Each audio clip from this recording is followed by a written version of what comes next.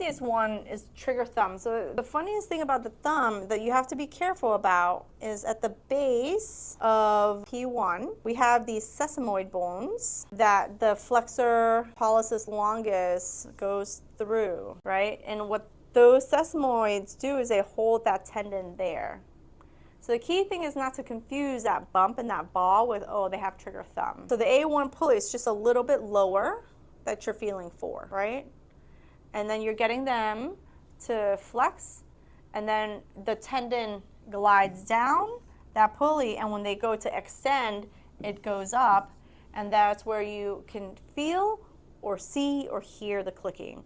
Now, trigger thumbs, just like in the fingers, can go from mild, moderate to severe. So what happens is, if you think about it, if it's mild, moderate, severe, when it's mild, it can become really painful, and then, but you don't hear the clicking. So that doesn't necessarily mean that you don't have one.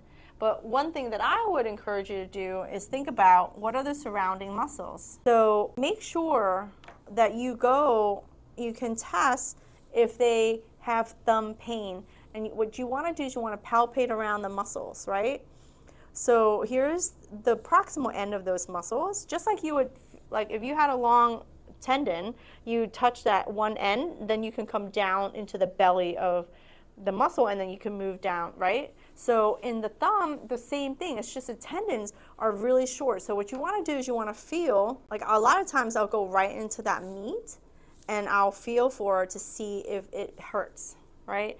And then you can come from very radial to then more and more into the medial. And the thumb is really interesting because you can get to it on both sides.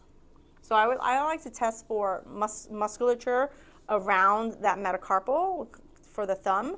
And what do? We have to stop the clicking. So a lot of times people ask, well, how long do you wear the splint? All the time. So you can't just stop it during the day and let it click at night.